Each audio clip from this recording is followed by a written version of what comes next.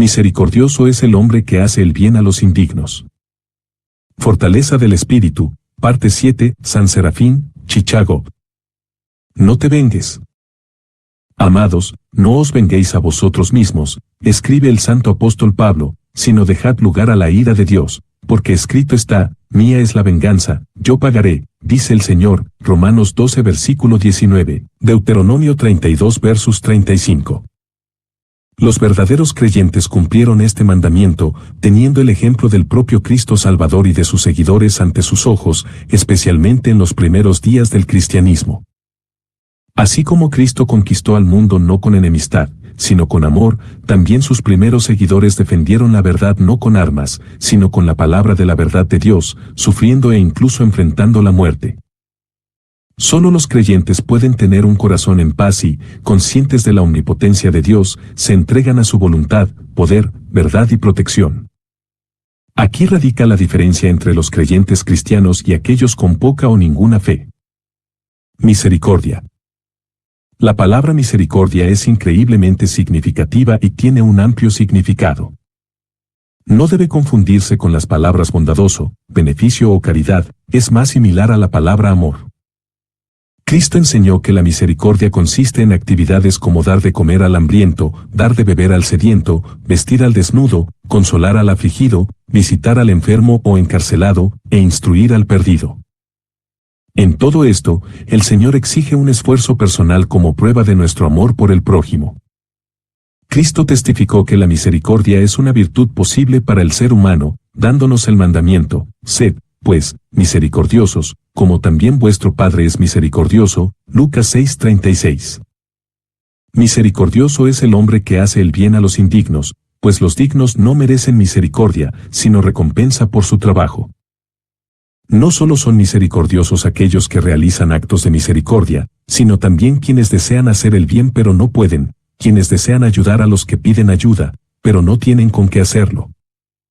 La misericordia es fruto del amor, es inherente a él, así como el calor es inseparable del fuego. Un hombre que da limosna y sacrifica su exceso hace un gran bien, pero esto aún no es misericordia. ¿Así se tratan los hermanos entre sí?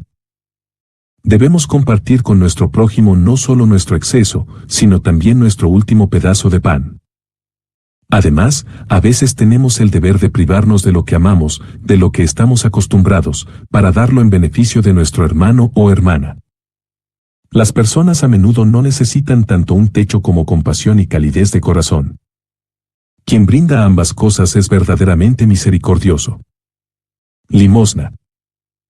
Todos los cristianos deben conocer el mandamiento sobre la misericordia, sobre la caridad, sed, pues, misericordiosos, Lucas 6 versos 36.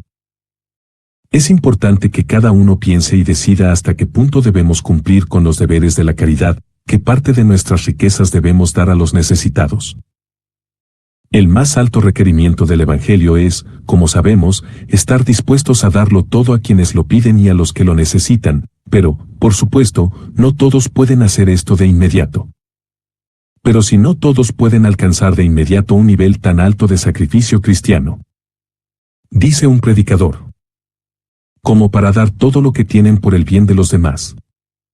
Entonces, por otro lado, no debemos conformarnos con dar a los mendigos las monedas que encontramos en nuestros bolsillos mientras tenemos cientos o miles de dólares en casa. Pensando que estamos cumpliendo seriamente con los deberes de la caridad cristiana, recordando a la viuda del Evangelio que ganó la bendición de Cristo al donar una sola moneda para la obra de Dios, Lucas 21, 1, 4. Muchas personas abusan de este ejemplo. Al recordar esta moneda del Evangelio, también debemos recordar que, según Cristo, era todo lo que la pobre viuda tenía, y lo dio con todo fervor y sin ninguna vacilación o vanidad, lo que atrajo la bendición de Cristo sobre su fervor. No existen reglas generales para la caridad en la ley cristiana, pero cada cristiano, teniendo en cuenta los requisitos morales generales y su situación personal, está obligado a observar el requerimiento religioso y determinar la cantidad de su caridad. ¿Con qué boca dirás, escúchame, oh Señor? Dice Santikon de Sadomsk, cuando tú mismo no escuchas al pobre, o más bien, a Cristo mismo en el pobre que te clama. Este mundo. Es imposible esperar una paz completa en esta tierra pecaminosa, ya que ni siquiera hay paz absoluta en el cielo. El Señor tiene su ejército celestial, designado para una lucha constante contra los numerosos espíritus caídos. Vemos que la paz externa se interrumpe y desaparece cada vez más con el paso de los siglos. En nuestros días, la tierra nuevamente está cubierta por una neblina de incredulidad, enemistad, lucha, duda, desesperación y desobediencia. Muchas sociedades buscan destruir los principios cristianos. Pero, según la palabra de Cristo, debemos mirar todo esto sin temor, porque todo esto debe suceder, Mateo 24:6. ¿Para qué? Para que la humanidad pueda salvarse a través de los sufrimientos y el arrepentimiento. Solo cuando la humanidad haya bebido la copa de calamidades hasta el fondo y conozca su locura, apreciará la bondad del mundo de Dios. ¿Acaso el Hijo de Dios realmente se encarnó para mejorar y cambiar la vida externa de los hombres, para otorgarles paz terrenal, para pisotear la muerte corporal y destruir desastres, tormentas, conflictos y guerras? Él vino al mundo para cambiar la vida interna de sus discípulos y seguidores. Para salvar sus almas de la muerte espiritual. Para derramar sobre ellos la gracia redentora del Espíritu Santo, para reconciliarlos y unirlos con el Padre Celestial a través de Él, para atraerlos al verdadero reino que no es de este mundo, y finalmente, para otorgarles la bienaventuranza y la vida eterna. La paz de Cristo. La paz de Cristo ha entrado en el alma de cada cristiano, en la familia cristiana y en la sociedad cristiana. La victoria de Cristo suavizó la dureza de corazón de los hombres. Domó las pasiones. Estigmatizó el suicidio y el infanticidio. Liberó al prisionero.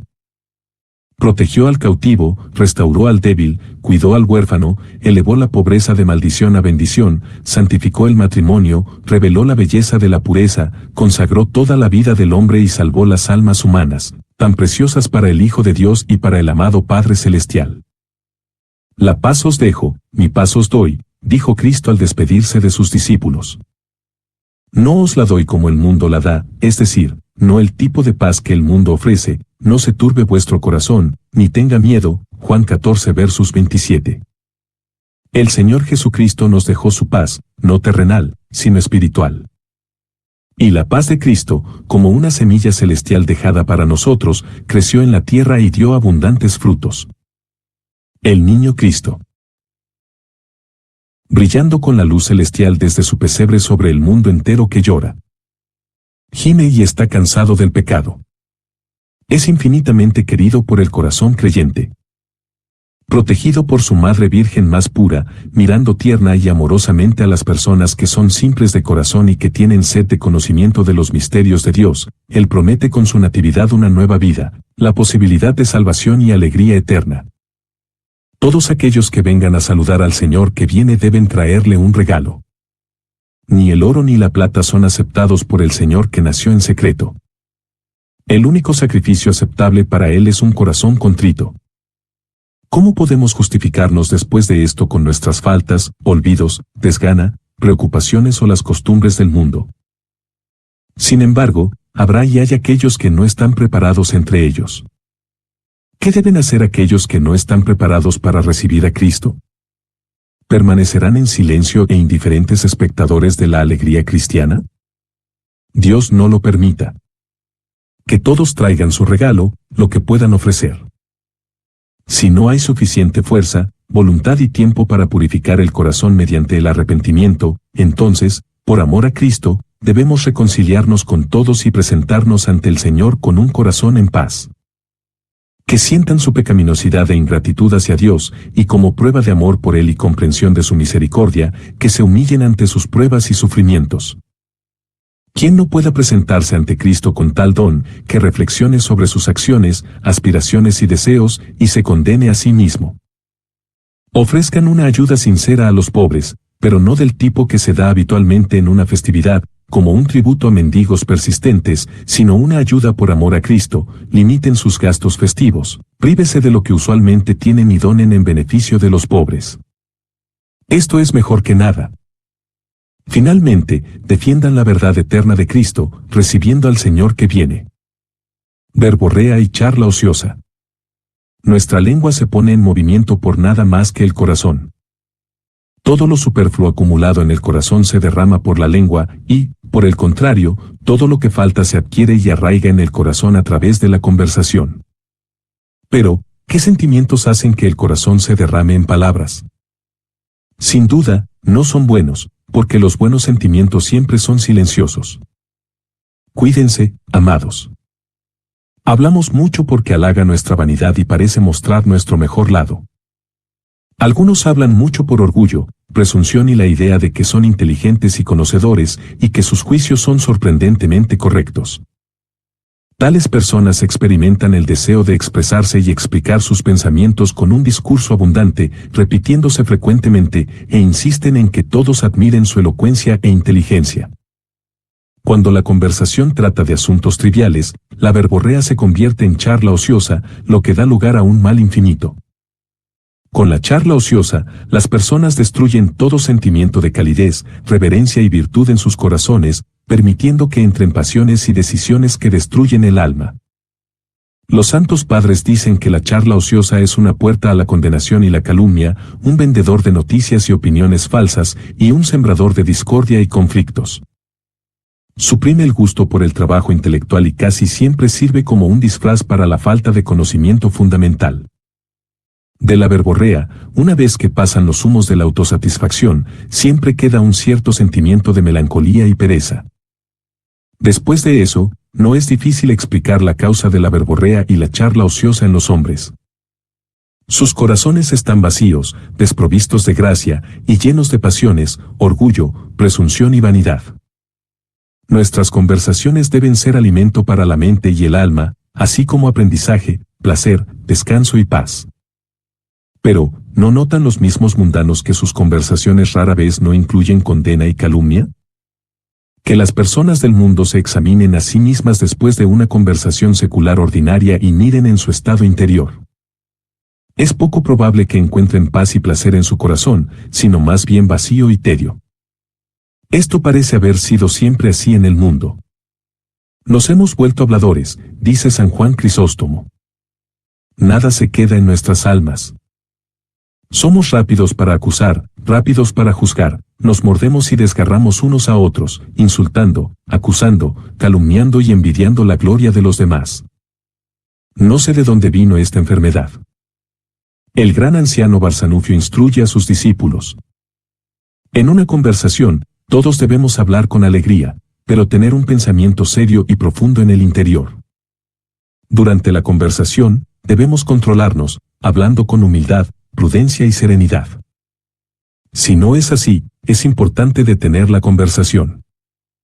Solo las personas perfectas están completamente atentas a sí mismas, como un artista que, mientras sostiene una conversación con alguien, está simultáneamente preocupado por su trabajo, y su mente está completamente enfocada en su tarea.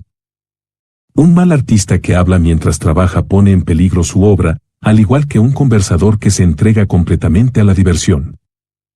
La alegría en la conversación no debe llegar al punto de la risa tonta, la palabra de los necios es confusa y carece de gracia, mientras que el temor de Dios es ajeno a cualquier confusión, desorden o risa.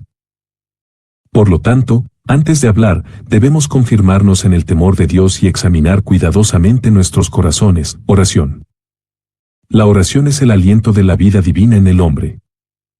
El santo apóstol Pablo dice, el Espíritu mismo intercede por nosotros con gemidos indecibles, Romanos 8 versos 26. Donde quiera que haya al menos los débiles comienzos del aliento de la oración, hay signos de vida, y donde no hay tal aliento, no hay vida.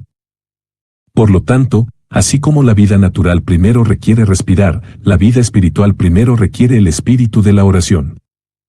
Basado en esto, el santo apóstol escribe, ante todo, te ruego que se hagan oraciones, 1 Timoteo 2, 1, 2. La obra de la oración debe ser lo primero, porque sin ella, no puede realizarse ninguna otra buena obra. ¿Cómo podemos encontrar y verdaderamente caminar por el camino del Señor sin oración? ¿Cómo podemos comprender la verdad, crucificar nuestra carne con sus pasiones y deseos, y purificarnos de la inmundicia de la carne y el espíritu sin arrepentimiento? ¿Cómo podemos ser resucitados por la fe y ser iluminados por la luz de Cristo en el corazón si no tenemos oración? ¿Cómo puede alguien que no ve ni comprende la verdad encontrar el camino, o cómo puede un hombre que no tiene vida en sí mismo encontrar el camino? San Filaret de Moscú. Así, San Juan Crisóstomo dice que quien no ora a Dios está muerto, sin alma, sin sentido. ¿Quién puede ser más santo que aquel que conversa con Dios? ¿Quién más justo? ¿Quién más glorioso? ¿Quién más sabio? Si aquellos que a menudo conversan con hombres sabios se vuelven sabios ellos mismos, ¿qué se puede decir de aquellos que conversan con Dios en la oración? La oración es la madre y cabeza de todas las virtudes, porque las toma prestadas de la fuente de todas las bendiciones, Dios, con quien el que ora permanece en comunión, y por lo tanto, sin oración es imposible convertirse en un cristiano virtuoso. Solo a través de la oración un hombre puede llegar a Dios Todopoderoso y ser vivificado por la comunión con la vida, porque este es el camino hacia Él. Al comenzar a orar, siempre debemos despejar nuestros pensamientos, alejarnos de los asuntos terrenales e intereses, y para esto, estar de pie, sentados o caminando calmadamente por la habitación.